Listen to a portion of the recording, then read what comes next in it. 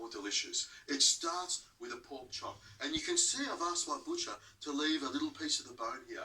That's because at the end of cooking this dish, I want to be able to pick up the bone and have a little nibble. The meat always tastes sweeter when it's next to the bone.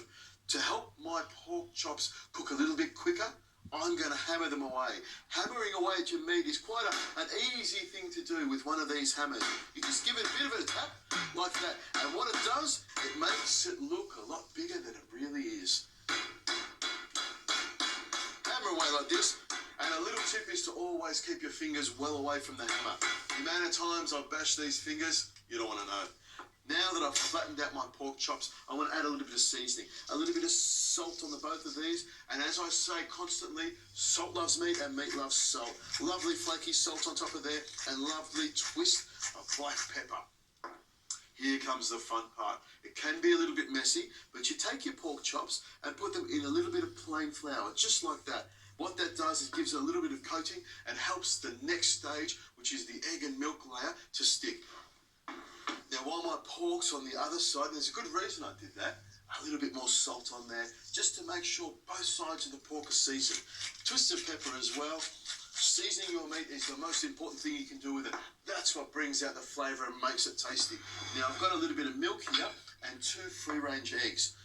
Just crack it straight onto your plate here, or off a bowl if you want.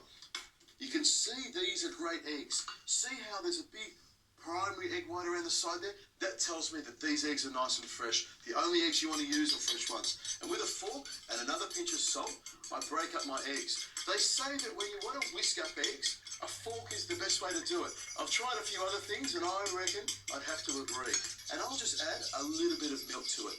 Some people like to put a lot of milk in their egg wash, which is what we call this. I like to put just a fraction. You could, of course, use something like mirin or soy sauce or anything. Milk is just fine. Give that a good mix like that. And I've got my breadcrumbs here. And you'll see these breadcrumbs here, what we call panko breadcrumbs. They're a little bit flaky. The Japanese love these breadcrumbs. And I'm going to do something to add a little bit more flavour to it. I've got about 1/4 cup of sesame seeds here, lightly toasted, that I'm going to mix with my breadcrumbs. Make sure you mix that around so it's evenly distributed. Now my pork chops. Give them a bit of a dusting like that and make sure the flour gets into all the little nooks and crannies around the bone and into the meat. Make sure there's plenty of flour because that's what will make the egg stick to the outside. Look at that. Beautiful. Make sure you get it all around the outside. You don't want anything to miss out on the breadcrumbs. With your fingers, you just rub it around and make sure the egg gets on every single part of it. Look, there we go. And a little bit on there. Now, you make sure you drain off most of the egg and then pop it straight onto your breadcrumbs. A little bit of a mix around like that and a pat, and that makes sure all the breadcrumbs get into the nooks and crannies. And what I'll do is I'll take this off here, pop it onto my board and do the next one. Making sure that every single bit of the pork chop is covered, back into the egg wash here again, and then back into the breadcrumbs. Now this is the bit that I like the most. Now, you could actually fry it like this, but what I like to do is what we call the double crumb. Because I think these crumbs are great, I want more of them on my pork chop. It helps to seal them. So what I do is put them back into the egg wash just to soak that again, and that'll make sure that I'm able to get a lot more breadcrumbs onto the outside of my pork cutlet. Look at that. This is going to be fantastic. Now, isn't it amazing that a dish like this can be found all over the world? You'll go to Austria and have a Wiener Schnitzel, or Germany, but I don't want to be the person to claim that anyone came up with this first. That's how world wars start. Just give your fingers a bit of a rub like this to get all those crummy bits off. There we go. That was a joke, by the way. And into my pan here, which is on a low heat, I'll pour a nice amount of oil. We want to sort of what we call shallow fry this. So about 1/2 centimetre up the sides. And that'll heat up straight away because I know this pan's quite hot. And what we want to do to test it is you could actually put a little piece of breadcrumb in the side there. And if you see it bubbling away like that is, that's when I know that this is at the right temperature. In goes my pork chop. Listen to that sizzle. This is what it's all about. Around the other side there, shake off any excess, and in goes my next one.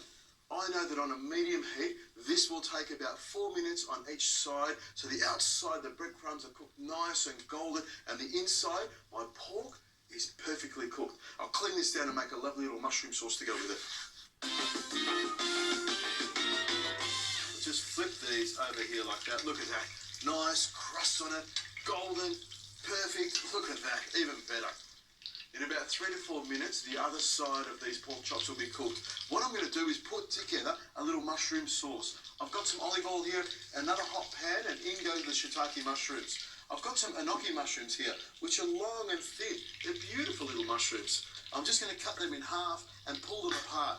And these will fry really, really quickly in this pan. You can see that's already starting there. Just pull these big clumps apart like that. And I've got some ginger and garlic. I'll just crush this garlic here and cut some really fine little pieces. I want this to cook fairly quickly, all the way through there like that. Into the pan it goes. And the ginger, just a few little shavings of ginger, nice and fine, into the pan it goes. Give that a quick little toss like that. Put a little bit of salt in there and some pepper to give it some flavour. And I've got here some mushroom stock. When I soaked my shiitake mushrooms, I kept some of the liquid. So I'll put some of that in on the side there like that. Just to start the simmering. Beautiful. That's exactly what I wanted. And I've got some mirin here. Some lovely sweet mirin. It'll go beautifully with the mushrooms. And some dashi granules, which is sort of like the stock that the Japanese like to use. It's made from seaweed, but I reckon it tastes a hell of a lot like chicken stock. That's why I use it. In it goes. A little pinch of sugar that I've got over here, just to sweeten it up just a little bit more. And some soy sauce. Some nice light soy sauce. Pour that in there. Now turn that on to high so it reduces really quickly. These mushrooms are really soft so they don't take long to cook at all. These are about a minute or so away. And what I've got is some spring onions here. I want to have a little bit of zing and some fresh herbs. So a couple of spring onions cut on an angle like this. And of course some coriander. I'll just take the leaves this time. A few leaves of coriander roughly chopped. And I reckon this thrown into the sauce for the last minute or so, as it thickens up, gives it a lovely fresh flavour. Give that a bit of a stir around. You can see that the mushrooms have absorbed a lot of that liquid and thickened it right up. You've got some lovely fresh green herbs in there. I reckon these pork chops are cooked, so I'll turn this off. And here we go. Oh, my mouth is watering. Crispy pork cutlets, katsudon. On my plate here, a lovely mushroom sauce on the top of it like that.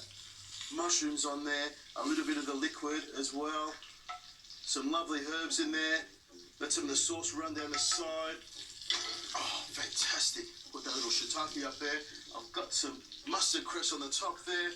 And a couple of leaves of roasted seaweed. You're probably thinking, Richo, you've gone way out of whack here. But this is a great snack food. The Japanese just eat it like this. I'll tell you what, when I came across it the first time, I was in shock. It's a great flavour. And I reckon a couple of these things, torn over the top there, make it a great little feast. What do you think of that?